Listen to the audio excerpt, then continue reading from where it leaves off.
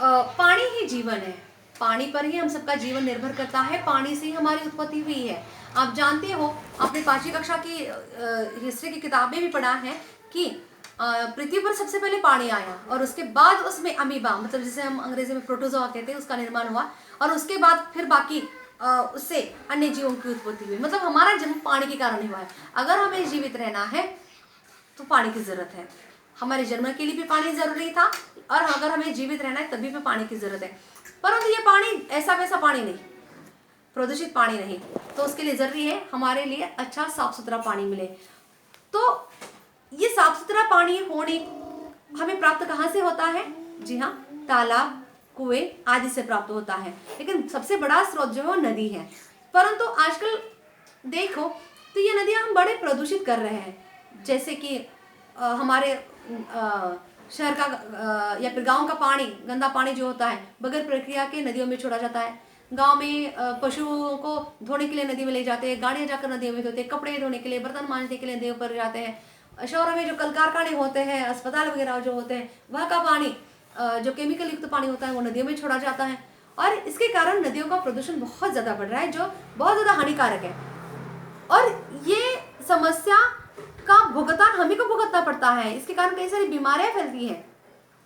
पीलिया जैसी बीमारी हो जाती है, पानी के कारण डायरिया जैसी बीमारियां फैलती है, जिसके कारण हमारे स्वास्थ्य पर आ बनती है। तो नदियों का साफ रखना बहुत जरूरी है। परंतु ये सफाई किसकी जिम्मेदारी है? अन्य पशु पक्षी तो नदी को प्रदूषित नहीं करते हैं, इंसान ही है जो उसे प्रदूषित करता है। तो इंसान की ये नैतिक जिम्मेदारी है और ये उसकी जरूरत भी है कि वो नदियों को साफ रखे। तो इसके बारे में आगाह करते हुए प्रस्तुत कविता है जिसका नाम है नदी की पुकार। कवि के नाम है सुरेश चंद्र मिश्र। जिस कविता के द्वारा कवि यहाँ पर कहते हैं कि कुछ पंक्तियां ऐसी है जिसमें कवि कह रहे हैं कि नदी को प्रदूषण से बचाओ, तो कुछ पंक्तियों में इस प्रकार से बताया गया है कि नदी खुद कह रही है आपसे कि मुझे बचा लो, क्योंकि नदी को बचाएंगे तभी हमारा जीवन बचेगा। कवि है सुरेश चंद्र मिश्र। कवि परिचय: जन्म 18 मई 1965, धनौपुर, प्रतापगढ़, उत्तर प्रदेश में इनका जन्म हुआ है। ये आधुनिक हिंदी कविता क्षेत्र के जाने माने गीतकार हैं। इनकी रचनाएं संकल्प, जय गणेश, वीर शिवाजी, पत्नी पूजा, ये काव्य संग्रह है जिनकी बड़ी चर्चा हुई है। ये एक गीत है, ये कविता एक गीत है। गीत मतलब जिस कविता को गाया जा सके, धुन दी जा सके, संगीत में ढाला जा सके, ऐसी कविता को हम गीत कह सकते हैं। हम पहले कविता को देखते हैं। सबको जीवन देने वाली करती सदा भलाई रे, कल कल करती नदियाँ कहती मुझे बचा लो भाई रे। सबको जीवन देने वाली करती सदा भलाई रे, कल कल करती नदियाँ कहती मुझे बचा लो भाई रे। मर्यादा में बहने वाली होकर अमृत धारा, मर्यादा में बहने वाली होकर अमृत धारा, प्यास बुझाती हूँ सब उसकी जिसने भी मुझे पुकारा। परहित का जीवन है अपना, परहित का जीवन है अपना, मत बनिए सौदाई रे, कल कल करती नदियाँ कहती मुझे बचा लो भाई रे। गिरिवन से निकली थी, गिरिवन से निकली थी, तब मन में पाला था सपना, जो भी पथ में मिल जाए बस उसे बना लो अपना। मगर मलिनता लोगों ने, मगर मलिनता लोगों ने मुझ में डाल मिलाए रे, कल कल करती नदियाँ कहती मुझे बचा लो भाई रे। नदिया के तट पर बैठो तो हरदम गीत सुनाती है, नदिया के तट पर बैठो तो हरदम गीत सुनाती है, सूखा पड़ जाए तो भी कितनों की प्यास बुझाती है। बिना शुल्क जल दे देती है, कितनी आए महंगाई रे, कल कल करती नदियाँ कहती मुझे बचा लो भाई रे। नदियाँ नहीं रहेगी तो, नदियाँ नहीं रहेगी तो सागर भी मुरझाएगा, मुझे बताओ नाला तब किससे मिलने जाएगा। हो हैया की धुन न दे कभी सुनाई रे, कल कल करती नदियाँ कहती मुझे बचा लो भाई रे। झरना बनकर मैंने नैनों को बांटी खुशहाली, झरना बनकर मैंने नैनों को बांटी खुशहाली, नदी कहती है सरिता बन करके खेतों में फैलाई हरियाली, खारे सागर में मिल करके मैंने दिया मिठाई रे, नदियाँ कल कल करती नदियाँ कहती मुझे बचा लो भाई रे। तो इस प्रकार यहाँ पर नदी हमसे विनती करती है मुझे बचा लो, क्योंकि नदी बचेगी। ये नदी की सिर्फ विनती ना ले, हम नदी की ओर से चेतावनी भी समझ ले, क्योंकि नदियाँ बचेगी तभी हम सब बचेंगे। हम आगे कविता का स्पष्टीकरण देखते हैं, सरल अर्थ देखते हैं। सबको जीवन देने वाली करती सदा भलाई रे, कल कल करती नदियां कहती मुझे बचा लो भाई रे। मर्यादा में बहने वाली होकर अमृत धारा, प्यास बुझाती हूँ उसकी जिसने भी मुझे पुकारा। Good morning children. नदी की पुकार कविता हम लोग देख रहे थे। कवि का परिचय हमने पहले लिया है, लेकिन एक बार फिर कि सूर्य चंद्र मिश्र 18 मई 1965 में उनका जन्म हुआ है। जाने माने गीतकार हैं। इनके काव्य संग्रह के नाम यहाँ पे दिए हैं: संकल्प, जय गणेश, वीर शिवाजी, पत्नी पूजा। ये कविता जो है गीत है, गीत जिसे गाया जा सके, जिसे धुन दी जा सके, संगीत में ढाला जा सके। तो गीत में स्वर, पद और ताल से युक्त गान, मतलब इसमें आवाज में ढालकर संगीत देकर गाया जा सकता है। इसमें मुखड़ा और अंतरा होता है। पहली 2 लाइनें जिसे मुखड़ा कहते हैं और आगे के जो होते हैं उसे अंतरे कहते हैं। अंतरे के बाद फिर मुखड़ा, फिर अंतरा, फिर मुखड़ा, इस प्रकार से इसे गाया जाता है। इस गीत के माध्यम से कवि ने नदियों को प्रदूषित न करने के बारे में विनती की है, प्रार्थना की है। यहाँ नदी कुछ अंतरे ऐसे हैं कि कवि हमसे विनती करते हैं कि नदियों को प्रदूषित ना करो, तो कुछ अंतरे ऐसे हैं जिनमें नदी खुद हमसे विनती करती है कि मुझे प्रदूषित ना करें। आप जानते हो कि नदी हमारा जीवन है। न पीने लायक या फिर इस्तेमाल करने लायक जो मीठा पानी जिसे हम कहते हैं, वो ज़्यादा मात्रा में जो हमें प्राप्त होता है। जी हाँ, कुआं और तालाब से पानी मिलता है, लेकिन नदी से ज़्यादा मात्रा में पानी हमें प्राप्त होता है। तो ये नदियों का प्रदूषित न करना बहुत ज़्यादा ज़रूरी है, स्वच्छ रखना बहुत ज़्यादा ज़रूरी है। और इसी के लिए कवि इस कविता के माध्यम से हमें यह विनती करते हैं, हमें यह संदेश देते हैं कि हमें नदी को सुरक्षित रखना चाहिए, स्वच्छ रखना चाहिए, साफ रखना चाहिए। नदी की पुकार सबको जीवन देने वाली करती सदा भलाई रे, कल कल करती नदियां कहती मुझे बचा लो भाई रे। कवि कहते हैं कि सबको जीवन देने वाली ये नदियां जो है वह सदा हमेशा सबकी भलाई करती है। अब देखिए, नदी हमेशा सबका भलाई करती है। अभी आपके दिमाग में थोड़ा आ रहा होगा कि फ्लड के बारे में, कि जब बाढ़ आती है तो नदी सबका नुकसान करती है। परंतु इसके लिए बच्चों नदी जिम्मेदार नहीं है, इसके लिए हम इंसान ही जिम्मेदार हैं। ये हमारी गलती है कि हम नदी के इतने पास जाकर रहते हैं, हम इतने पास जाकर अपने घर बनाते हैं, जिसके कारण बारिश में आने वाला पानी जो है वो नदी का पात्र छोड़कर आसपास के इलाके में फैल जाता है। इसके लिए हम इस प्रकार की जिम्मेदारी कि हम बड़े बड़े बांध बनाते हैं और क्या करते हैं, बांधों में पानी रोकते हैं, और फिर जब बांध में बहुत ज़्यादा पानी आता है तो बहुत ज़्यादा मात्रा में उसका विसर्ग शुरू कर देते हैं, और आगे कोई बड़ा बांध बना हुआ होता है जिसमें पानी रोकने के कारण फिर 2 बांधों के बीच वाला जो इलाका होता है वहाँ पर बाढ़ आती है। जिसका उदाहरण हमने पिछले साल ही हमें खुद भुगता है कि कोयना बांध से पानी छोड़ा गया। अगर समझे, कोयना बांध से 5 लाख क्यूसेक के साथ विसर्ग किया गया, पानी छोड़ा गया, और उधर अलमट्टी में कर्नाटक में जो बांध है वहां पर पानी रोका गया था, और वहां पर उसका विसर्ग जो था 1 लाख के आसपास था। मतलब 4 लाख क्यूसेक इतना पानी हर मिनट नदी में जमता है। उसका परिणाम वही हुआ कि पीछे वाले इलाके में बाढ़ आ गई। इसके लिए नदी जिम्मेदार नहीं है, नदी हमेशा भलाई करती है। हम इंसान होते हैं, हमारी गलतियां होती है जिसके कारण हमें उसका नुकसान भुगतना पड़ता है।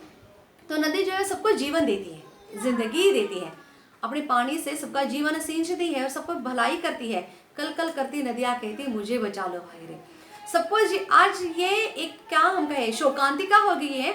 सबको जीवन, सबको जिंदगी देने वाली यह नदी जो है हमसे विनती कर रही है कि मुझे बचा लो भाई रे। वो हमसे विनती कर रही है। हालांकि नदी बचेगी तभी हम जीवित रहेंगे, नदी रहेगी तभी हम रहेंगे, हम ही नहीं सभी सजीव जो है रहेंगे। तो नदी का होना बहुत जरूरी है, नदी का बचना बहुत जरूरी है। तो ये हम सबके लिए नदी की विनती नहीं समझनी चाहिए, नदी की चेतावनी समझनी चाहिए। वो हमें सचेत कर रही है कि भाई मुझे बचाओ, क्योंकि मैं बचूंगी तभी आप लोग बचोगे। मर्यादा में बहने वाली होकर अमृत धारा, मर्यादा में ये नदी जो होती है हमेशा मर्यादा में बहती है। हाँ, ये ऐसी गलतियां मानव निर्मित गलतियां होती है तो अपनी मर्यादा लांग देती है। होकर अमृत धारा, अमृत मतलब पीयूष, सुधा, अमृत के लिए समानार्थी शब्द है, धारा प्रवाह। तो यह नदी हमेशा मर्यादा में अमृत की धारा बनकर बहती है, क्योंकि अमृत कहा जाता है कि मरे हुए इंसान को भी अमृत पिला दे वो जीवित हो जाता है, लेकिन पानी ना मिले तो जीवित इंसान मर जाएगा। मतलब पानी अमृत के जैसा ही होगा यहाँ पर। तो ये अमृत की धारा बनकर, सुधा की धारा बनकर बनकर बहती है। प्यास बुझाती हूँ उसकी जिसने भी मुझे पुकारा। प्यास तृष्णा, समानार्थी शब्द इसके लिए तृष्णा, तो उसकी भी प्यास में बुझाती हूँ जो भी मुझे आवाज देता है, मुझे पुकारता है। उसमें मैं गरीब अमीर, जात पात, धर्म का या मानव और जानवर का भी भेद नहीं करती। वह कहती है वह जो भी मुझे पुकारता है उसकी मैं प्यास बुझाती हूँ। मतलब कोई भी चाहे जैसे भी प्यास लगे नदी का पानी लेकर अपनी प्यास बुझा सकता है, चाहे उसमें पशु हो, पक्षी हो, जानवर हो, पेड़ पौधे हो, सभी को अपना जल देकर उनका जीवन बचाती है। परित का जीवन है अपना मत बनिए सौदा ये रे, कल कल करती नदियाँ कहती मुझे बचा लो बाह्य रे। परहित दूसरों का हित यही मेरा जीवन है, यही मेरी जिंदगी है। दूसरों की भलाई करना यही मेरी जिंदगी है। और आप सौदाई ना बनिए, मतलब पागल ना बनिए, मुझे बर्बाद ना कीजिए, मुझे प्रदूषित ना कीजिए, क्योंकि मैं दूसरों का जीवन बचाती हूँ। लेकिन मैं कब तक दूसरों का जीवन बचाती रहूंगी? जब तक मैं बचाने के लायक हूँ, जब तक मैं साफ हूँ, जब तक मैं स्वच्छ हूँ। नदी खुद कहती है। तो आप पागलपन ना कीजिए, मुझे नष्ट ना कीजिए या फिर मुझे प्रदूषित ना कीजिए। कल कल करती नदियाँ कहती मुझे बचा लो भाई।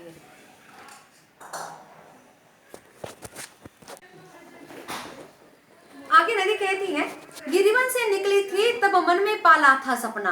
गिरिवन से निकली थी तब मन में पाला था सपना, जो भी पथ में मिल जाए बस उसे बना लो अपना। मगर मलिनता लोगों ने तो मुझ में डाल मिलाई रे, कल कल करती नदियाँ कहती मुझे बचा लो भाई रे। नदी, आप जानते हो नदी का जन्म गिरी मतलब पहाड़ों में होता है। गिरी पहाड़, पर्वत, वन जंगल। तो पर्वतों से होकर वो आगे गुजरती है। तब वो कहती कि मेरे मन में सपना पाला था। अब यहाँ पर नदी खुद कह रही है, अब नदी का आत्मव्रत हम कह सकते हैं या फिर आत्मकथा कह सकते हैं। तब से मैंने अपने मन में एक सपना पाला था, एक सपना लेकर आगे बढ़ी थी मैं, जिसे हम बचपन में सोचते थे कि मैं बड़ा होकर ये करूंगा। तो नदी जब पर्वतों में उसका जन्म हुआ था तो एक सपना लेकर आगे बढ़ी थी कि जो भी पथ में मिल जाए उसे बना लो अपना, जो भी रास्ते में मिल जाएगा उसे अपना बना लो। अपना बना लो मतलब उसकी मदद करो, उसे अपना जल देकर, उसे अपना पानी देकर उसका जीवन संवारो, सुधारो, बचाओ। तो यही सपना लेकर मैं गिरिवन से निकली थी। मगर मलिनता लोगों ने तो मुझ में डाल मिलाए रे। लेकिन जैसे जैसे मैं आगे बढ़ती गई, लोगों ने तो मुझ में मलिनता मतलब गंदगी डाल दी और मुझे प्रदूषित किया है। आप देखिए, गंगा नदी को हम बड़ा पावन और पवित्र कहते हैं, क्योंकि हमारे संस्कृति, हिंदू संस्कृति में हम गंगा की पूजा करते हैं, पवित्र नदी कहते हैं। लेकिन इसे पवित्र कहना ये सिर्फ हमारी अंधश्रद्धा नहीं है, इसके पीछे एक साइंस है, विज्ञान है कि गंगा का जन्म हिमालय की घाटियों में होता है, जहाँ पर कई सारे औषधि गुणों से युक्त पेड़ पौधे हैं। हो सकता है उन पेड़ पौधे के कारण गंगा नदी में ऐसे कुछ तत्व है जिसके कारण गंगा नदी का पानी बड़ा ही लाभदायक होता है। ये देखा गया गंगा नदी पर टिहरी पर जो बांध बनाया जा रहा था, तो टिहरी पर बांध बनाते समय गंगा का पानी रोका गया और वहां से आगे का पानी जो था वो गंगा के अलावा अन्य नदियों का पानी था। गंगा का पानी, एक्चुअल जो गंगा है उसका पानी उसमें नहीं मिल रहा था। तो उस पानी में के मछलियां मर गई, क्योंकि उन्हें आदत बन चुकी थी गंगा के पानी की, क्योंकि गंगा नदी में कई सारे ऐसे औषधि गुणों का मिलाप हुआ है। तो ये गुण गंगा नदी में जब गंगोत्री है ना, वहां पर बहुत ज्यादा मात्रा में, लेकिन आगे आगे आते हुए गंगा सबसे ज्यादा प्रदूषित नदियों में से एक बन गई है हमारे देश में। क्यों?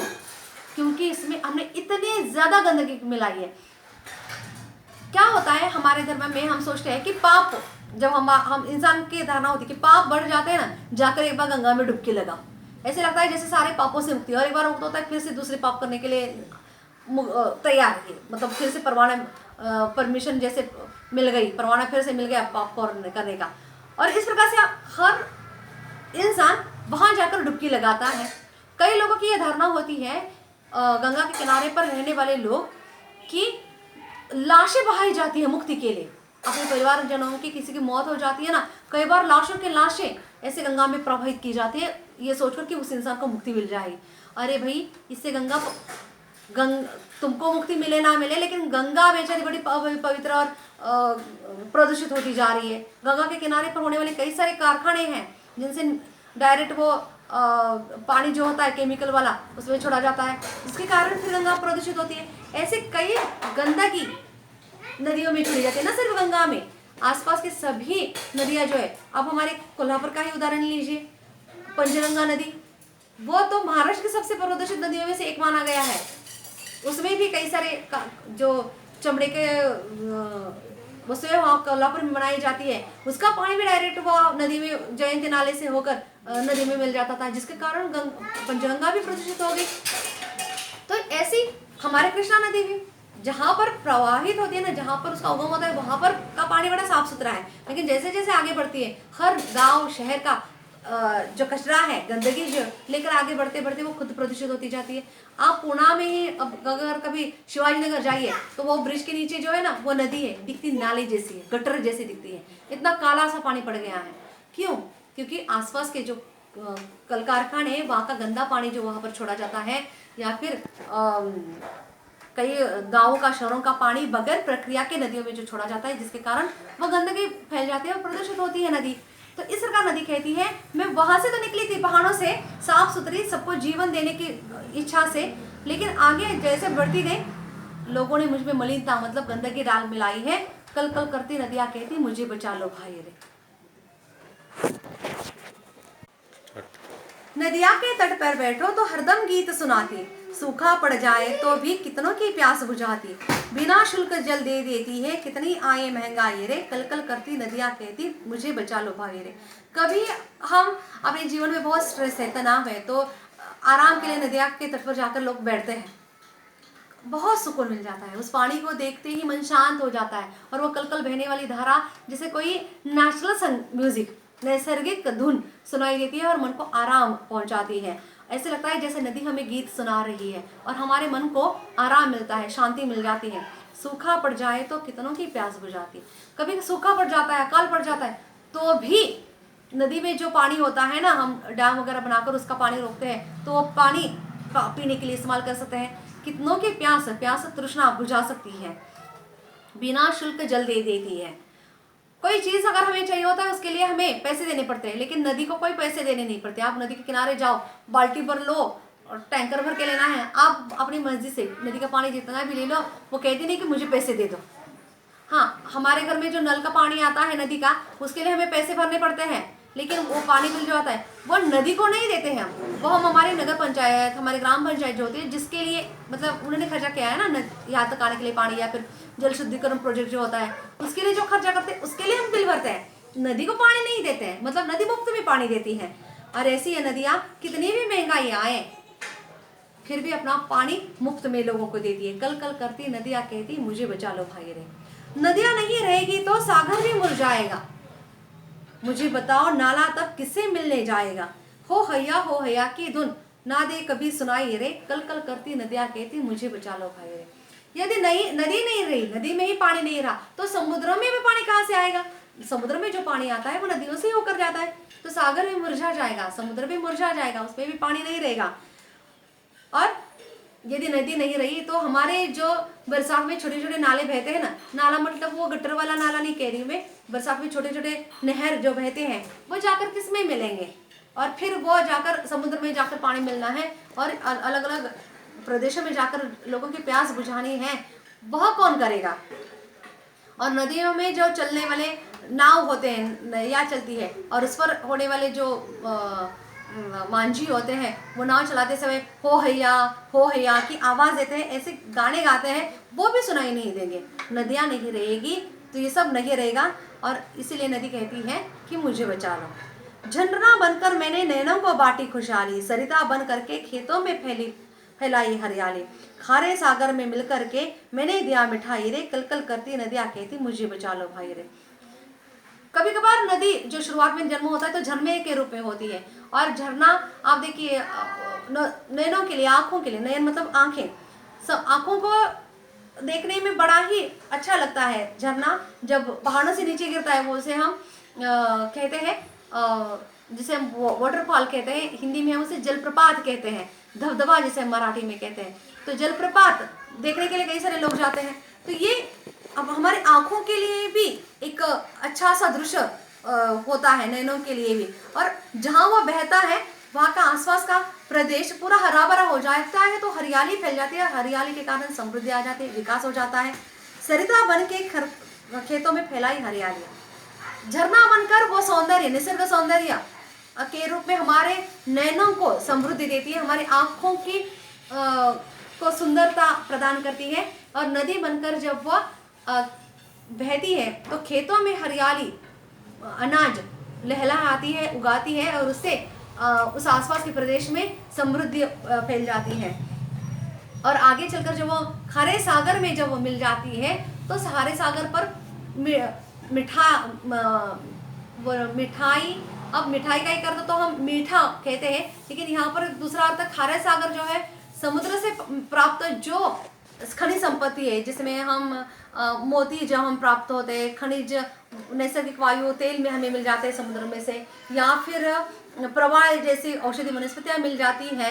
इसके अलावा नमक भी हमें समुद्र से मिल जाता है। ये भी नदी पानी अपना समुद्र में डालती है, इसके कारण समुद्र दे पाता है। तो इस प्रकार से हमें नदी एक समुद्र में मिलकर भी हमें ये संपत्ति देती है। कल कल करते नदियाँ कहती मुझे बचा लो भाई रे। तो इस प्रकार से नदियाँ कल कल करते हुए, बहते हुए खुद को बचाने की दुहाई दे रही है, परंतु यहाँ पर हम उसे विनती ना कहें, हम उसे चेतावनी ले लें, क्योंकि नदी रहेगी तभी हम सब रहेंगे। यहाँ पर कोशिश की है कविता का सरल अर्थ देने की, कि कम से कम समय में हम आप तक पहुँचाएं। तो उम्मीद है आप ज़रूर समझे होंगे।